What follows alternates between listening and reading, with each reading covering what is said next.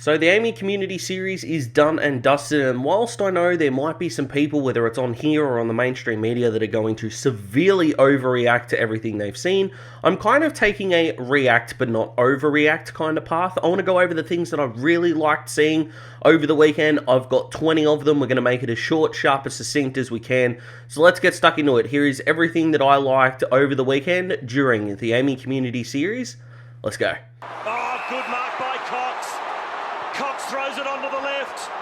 One last roll of the dice for the Eagles! Leo Barry, you star! So just before we get stuck in, guys, I'm so close to my 500 goal. I want to get there before round one starts, and as much as I know that that is going to be pretty close to impossible, but I am only a few away, so if you haven't subscribed yet, please do so. 2022 is going to be an amazing year, not just for footy, but for the channel as well. We've got plenty of stuff coming. Can't wait to get stuck into just what you guys are going to be getting throughout the year in a different video. So if you haven't clicked that subscribe button already, please do so. I'd really appreciate it. It takes like 1 second, but with all that boring stuff out of the way, just remember, I want to react, not overreact. So say what I see, but not draw too many conclusions out of it. Okay? Carlton are winning the flag. I'm sorry. I had to. No. But Carlton's calmness around the stoppage and their defensive structure was fantastic to see. I loved seeing it. I loved seeing what looked like a mature Carlton structure. Michael Voss makes so much sense as a coach. He did when he was appointed. He does even more so now. And this man might actually make Mitch McGovern into a really good footballer. Might.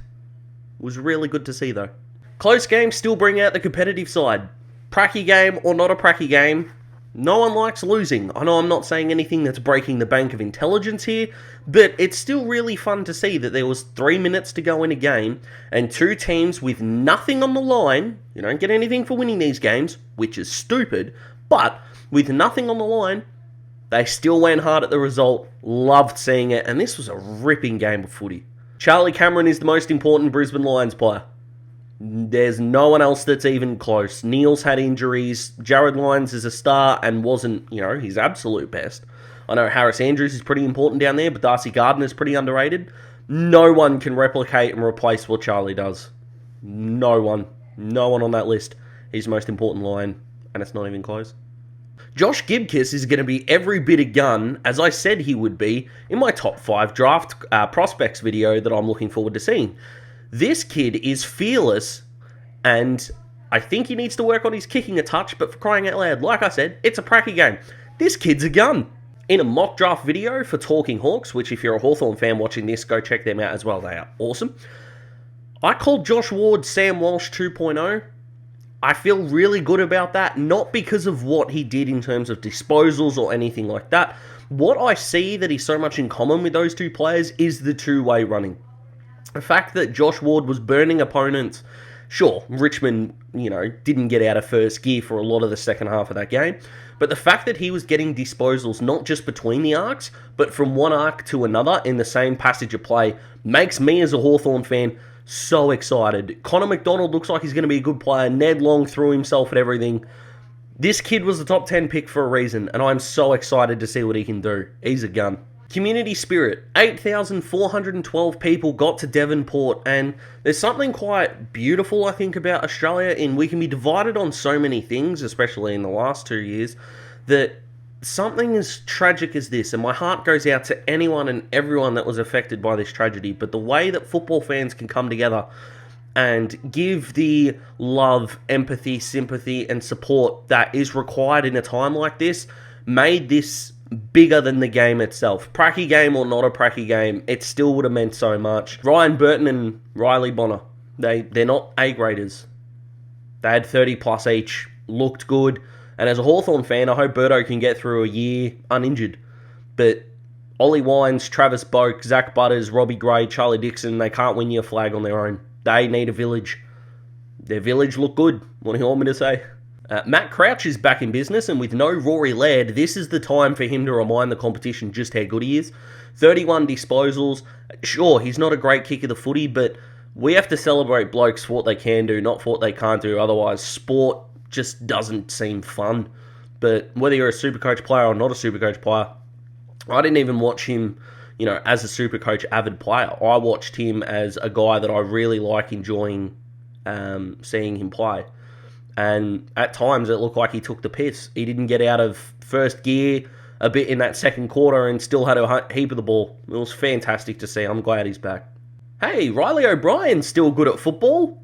I know he copped some criticism for a down year last year, but for suggesting he's not one of the top 5, 6 best ruckmen in the competition, like a lot of mainstream media people were doing, is ridiculous. Looking forward to seeing him prove a few people wrong. I think at best, he'll be the 3rd best ruckman in the competition, but his floor is 6th. There's not going to be 6 better ruckmen than him this year. There just isn't. Let's move on. Rowan Marshall. Again, needs an injury-free year. Could genuinely be a multiple All-Australian throughout his career. The man's a star, and seeing him get through unscathed as a footy-loving fan is awesome. He's not the guy that everyone looks out for when you watch Essendon, but can we talk about just how good and classy Archie Perkins looked? Why is it about, Parrish's role was good, Zach Merritt played a little bit off halfback.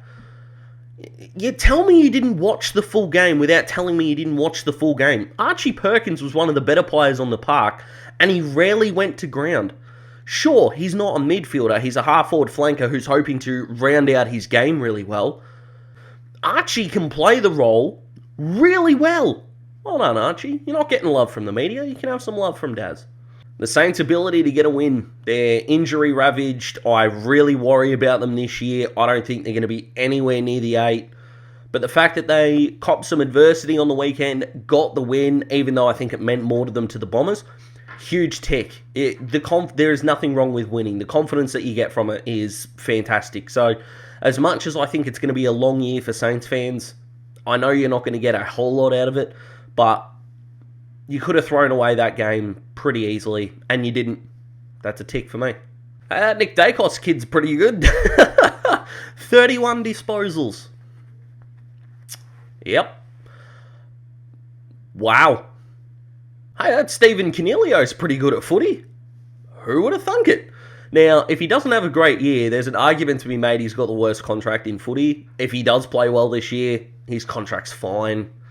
I love Cogs. I wish he had to come to Hawthorn when his contract was up. He didn't, but I'll always be in his corner. Love the man. Hope he absolutely smashes it this year, and it was a fantastic way to start. Hope he has an absolutely awesome year.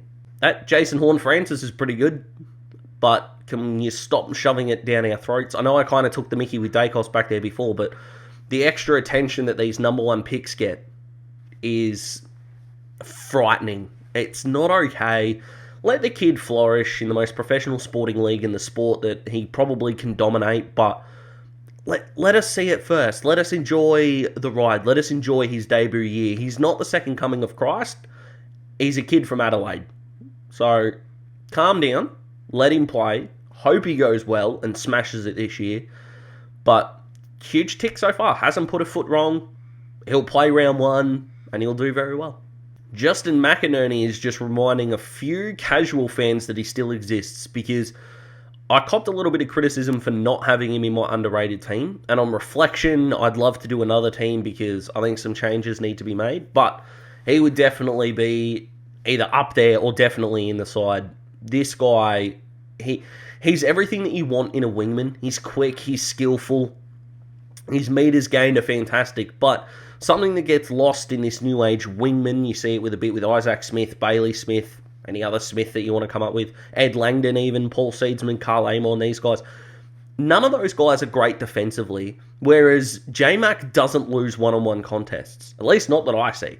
Now, granted, I didn't see every second of this game, but he took the piss, found the footy, but didn't really give anything up either.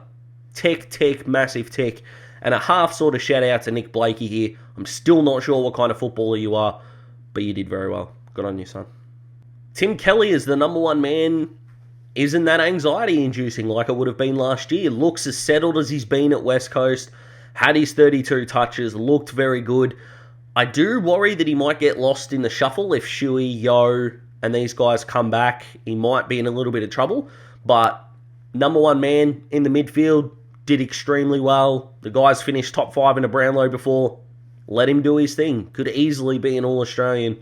if he's given this number one mantle and he runs it. If he runs that midfield this year with Shuey and Yo out, smoky for the All-Australian all the way. I've talked a bit on the channel how Sam Walsh and Touk Miller are the best two-way midfielders in the competition, their ability to work both offensively and defensively.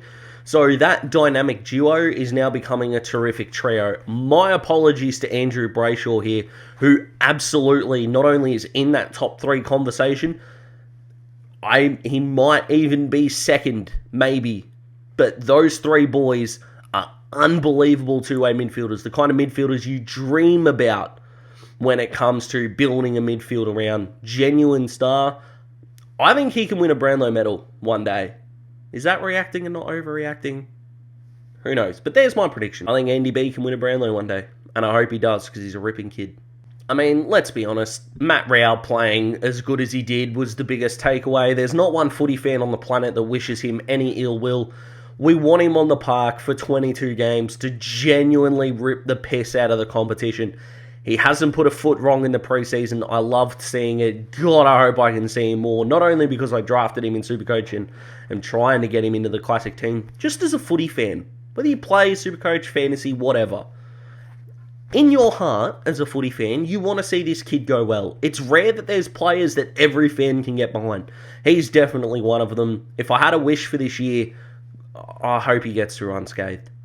The quality of games. Now, I think there are going to be people that are going to bitch and moan about the umpiring, and good luck to you. Yes, I think they were too hot on the talking to umpires thing, but if we keep talking about, hey, it's pracky games for players, it's pracky games for umpires, and the players are full-time. The umpires aren't. So, let them get the cobwebs out. They've had an unofficial pracky game. They've had an official pracky game. The cobwebs have been blown out. So let's get on with it and react as it comes during the regular season. I don't think it's a cause for panic yet. It might be if this continues. I don't think it will. Exaggerate in the pracky games, the players calm down, the umpires calm down, and we're more cohesive moving forward. I think the holding the ball was paid better earlier in games, but geez, it went quiet in the last quarter. But to the players out there that put on, I genuinely think 9 entertaining contests for most of the games is absolutely awesome, even with the rust that kicked in, even with seeing extended benches and kids and all these sorts of things. Although the games were fantastic, I am so pumped up for round 1. I'm so pumped up for what's to come that I don't think they could have done much more in the AAMI Community Series. I really don't. So before I let you go, guys, I'm actually going to be live streaming the Daz Talks Footy Supercoach Draft. Details, as you can see on there. We'll be randomising the draft order at about 1:50 PM, so you're not going to get a lot of time to strategize for those that are in the league. That draft order that's there is not the official one. I'm going to be doing it. I'm in talks to get Smithy on, which would be awesome, but we'll see how that goes. But other than that, take care, guys. I hope you can join us in the live stream. I hope you can join us for future videos. If you haven't clicked that subscribe button already, please do so. Other than that, enjoy your week. Footy is only 8 days away. Oh, and I can't wait. Take it easy, guys. See you in the next one. Goodbye.